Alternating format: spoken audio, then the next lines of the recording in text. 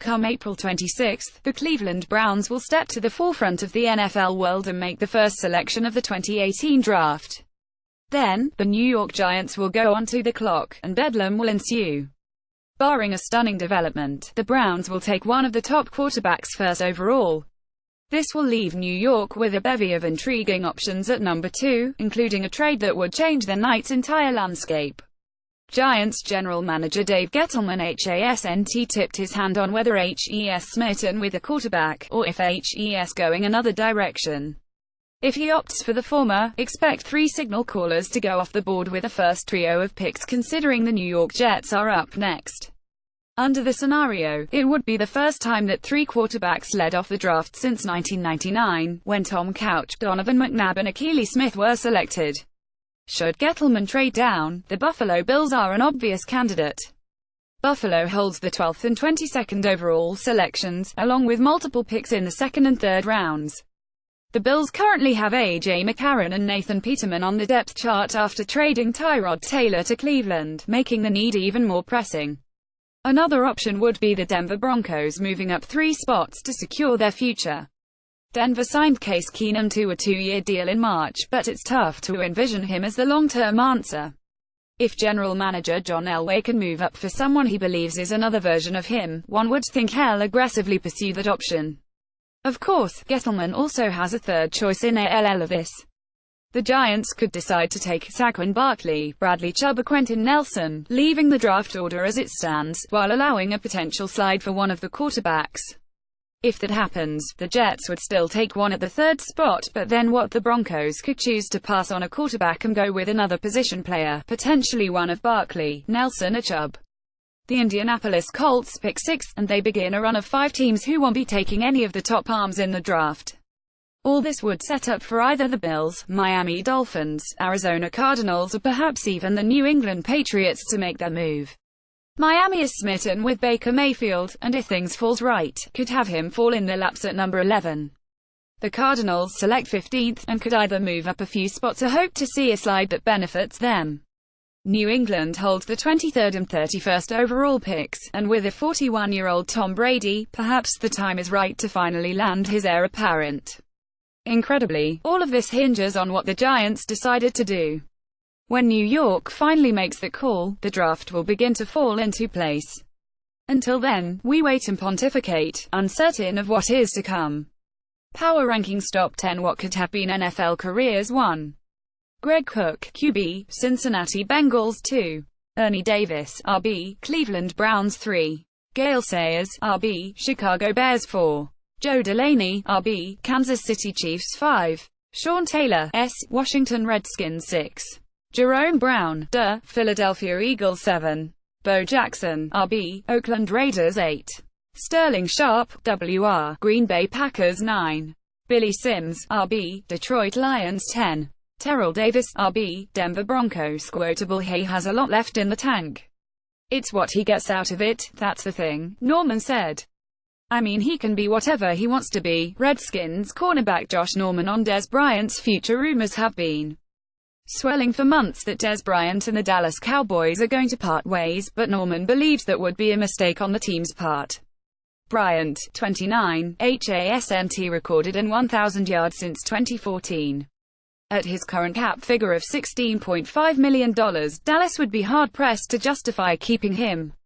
Should the Cowboys release Bryant, look for Norman's former team, the Carolina Panthers, to come calling. Carolina desperately needs a weapon for Cam Newton on the outside, making the fit obvious. Podcast Matt Verderame and Josh Hill break down all the recent moves, draft rumors and off-season buzz every Monday, both on Fanside's Facebook page 1 p.m. Eastern Time and on iTunes. Make sure to watch and subscribe. Random Statin, 2017, the Chiefs became the 2nd team in NFL history to have a 1,000-yard player at tight end Travis Kelce, running back Kareem Hunt and receiver Tyreek Hill. The first team to turn that trick was also in the AFC West, the 1981 San Diego Chargers. Back then, it was Kellen Winslow, Chuck Muncie and Charlie Joyner getting it done, while Dan Fouts threw for a then record 4,802 yards. Info learned this week. 1. Cook's trade means plenty for Patriots. Ramster NFL World was turned on its late last week when the New England Patriots sent wide receiver Brandon Cooks to the Los Angeles Rams for the 23rd overall pick in the upcoming draft. Cooks, 24, was one of 13 players to go over the 1,000-yard mark last, and yet Bill Belichick dealt him instead of working out a contract extension. Meanwhile, the Rams get their replacement for Sammy Watkins, who left in free agency on a 3-year, $48 million deal with the Chiefs. Cooks isn't the most refined route runner alive, but he's a superior deep threat and should fill a key role in the Rams' offense under head coach Sean McVay. So what does the trade signify for these clubs? New England now has multiple picks in the first and second rounds, giving it the opportunity to move up for a marquee name if it chooses. The Patriots could be thinking about the future beyond Tom Brady, or they could attempt to buoy his supporting cast with some win-now players. Los Angeles' motive is more obvious. With Jared Goff on his rookie deal for 3 more years, the Rams are trying to win immediately. After signing Ndamukong Suh and trading for both Aqib Talib and Marcus Peters, general manager Les Snead is sending an unmistakable message. All of the aforementioned players are up for new contracts in the next 2 years, along with Aaron Donald, LaMarcus Joyner and Todd Gurley. Snead can't keep them all, but he has no intention to. For now, the Rams are going for broke, and they'll worry about the future when they get there. One note of caution, though, Los Angeles doesn't have a draft pick until the 3rd round. This didn't have a first-rounder last year and is withering a second-round choice in 2019. It's a way hard to sustain success without any kind of meaningful draft capital. Point 2. Russell Wilson unhappy with Seahawks. The Seattle Seahawks have a franchise quarterback in Russell Wilson. They also happen to be picking 19th overall, hardly in the mix for a top signal caller even if they were so inclined to shock the football world. Still, the team attended the pro day of Wyoming's Josh Allen, and both Russell Wilson and his representatives aren't pleased. Wilson's camp demanded an explanation of why the team was in Laramie for the showcase, which seems both petulant and significant. The Seahawks are doing their due diligence, like any team is supposed to do, but something is telling Wilson's team that Seattle is flirting too much. It would stand to reason that Seattle isn't taking Wilson's replacement anytime soon. The perennial Pro Bowler is 29 years old, and is signed through the 2019 at almost $50 million. One would expect negotiations for an extension to ramp up in the next year, although perhaps this is a sign that muddy waters are ahead. Point 3. Thomas Davis gets popped for pets. The Panthers will be without one of their top players for the first 4 games of the 2018. On Friday, linebacker Thomas Davis was suspended for violating the league's performance-enhancing drug policy, a fate that Davis owned up to in an emotional video. Davis claims that the positive test was triggered by a supplement that blocks estrogen, something, he says, he's been talking for 7 years. Whether that's the case or not, Davis won't be playing until mid-October, putting Carolina in a tough spot.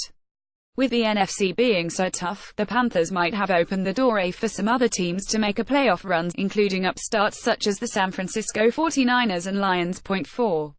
Titans uniforms missed the mark last week. The Tennessee Titans unveiled their new uniforms, the first overhaul of their design since becoming the Titans in 1998.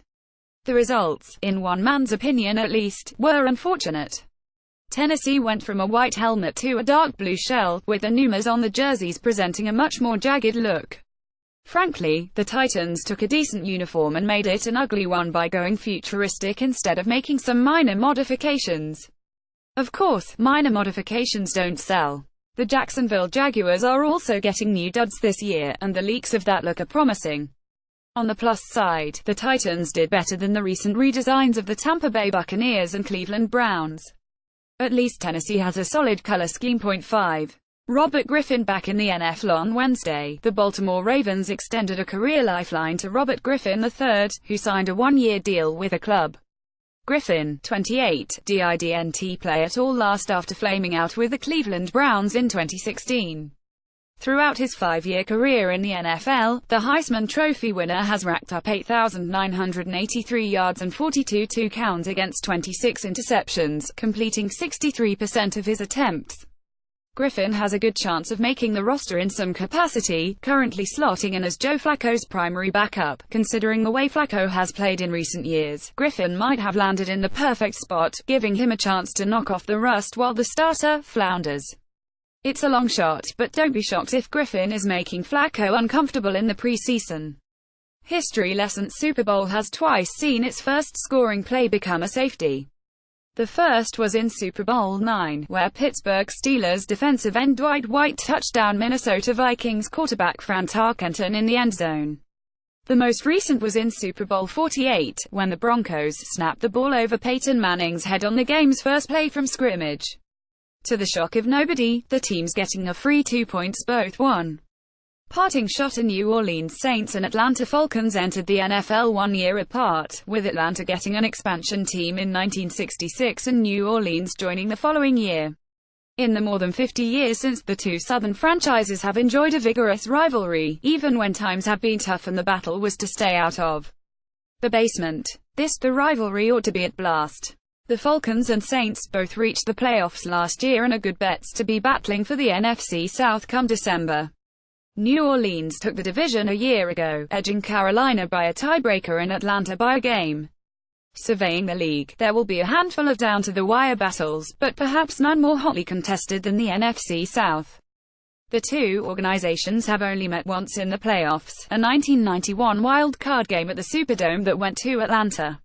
We might see a second meeting come January, maybe this time a few rounds later.